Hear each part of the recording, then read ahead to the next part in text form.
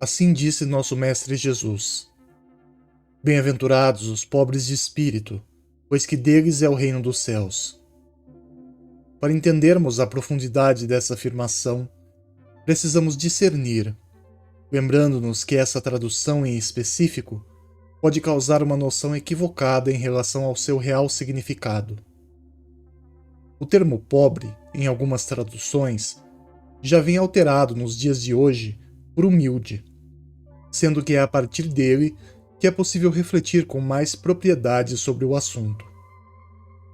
Por outro lado, o termo espírito normalmente vem erroneamente associado à capacidade intelectual ou moral do próprio indivíduo, quando na verdade, muito provavelmente, Jesus se referia a algo muito mais significativo e que não causaria nenhuma estranheza. Para entender onde quero chegar, no entanto, é preciso explicar algo antes. Nas línguas daquela região, como é comum nos dialetos orientais, os símbolos linguísticos que formam as palavras comumente dão significado a mais de uma única coisa. No caso do termo espírito, seu símbolo linguístico existe em analogia com outros, como vento ou sopro, por exemplo.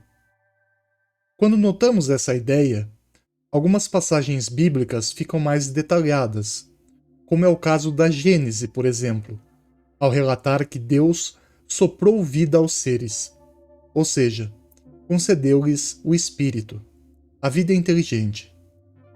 Nesta concepção, ao correlacionar as ideias de espírito e sopro divino, fica mais claro a hipótese de que, na passagem do capítulo de hoje, Jesus não se referia apenas ao espírito que habita o homem ou à sua capacidade moral ou intelectual, mas sim à vontade divina em si, a qual dá vida e significado a esse espírito, a essa moralidade, a essa inteligência.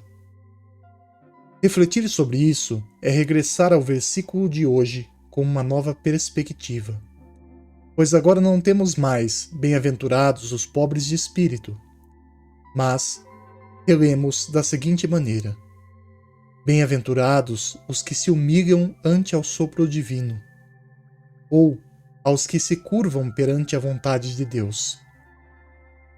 Assim como o vento sopra sobre as plantações e faz com que tanto o joio quanto o trigo se curvem perante as leis naturais, aqueles que vivem em harmonia com as leis divinas, se submetendo a elas, também prosperam e recebem benefícios. Assim, sobre o assunto em questão, é essencial ressaltar a importância dessa humildade enaltecida pelo Cristo. Afinal, por que os humildes são os agraciados? Qual valor tem a humildade?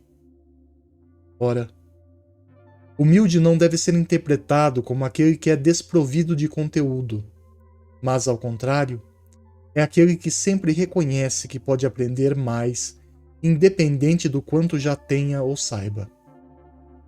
Ser humilde não é ser pobre, miserável, mendigo de valores. Porém, é sempre aquele que tem desapego às coisas supérfluas, que não servirão em nada para seu enriquecimento moral, buscando sempre mais o enriquecimento da sua alma. São sempre aqueles dispostos e receptivos a fazer bom proveito do que a vida tem a lhes oferecer, sem se sentirem melhores ou piores do que os outros.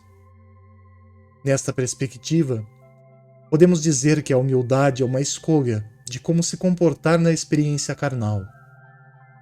É uma conduta íntima, sendo por meio dela que as portas se abrem para receber qualquer coisa que vier com muita alegria, lidando com o bom e com o ruim de maneira resignada, com entusiasmo de que o que virá a seguir será uma valiosa lição. Por isso, Jesus enalteceu os humildes, pois são eles que recebem tudo com a mente e com o peito abertos, aprendendo com a vida o que há de melhor, ou ao menos tentando. Os egoístas e orgulhosos, que agem de maneira contrária aos humildes, sequer tentam. fecham-se na sua arrogância e prepotismo, deixando de aproveitar todas as bênçãos que Deus nos dá diariamente, nas pequenas como nas grandes coisas. Bem-aventurados os humildes, porque só na humildade reside o germe da evolução. Só através dela se assimilam verdades espirituais que vão de encontro com as facilidades da matéria, entrando num conflito difícil. Afinal, só o humilde sabe que mais vale uma dura lição que uma mordomia ou uma exaltação vazia.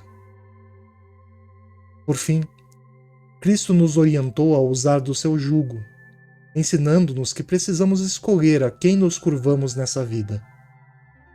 Ao nos submetermos às vontades de Deus, escolhemos um caminho de muitas bênçãos, tomando a humildade como guia.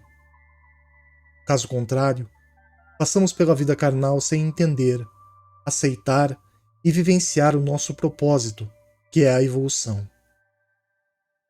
Portanto, o Mestre nos convidou a conquistar a prosperidade dos que vivem de acordo com as leis divinas, entendendo que estamos sujeitos e expostos a muita coisa, mas, desde que o acontecido é a vontade de Deus, então é o melhor que poderia se suceder.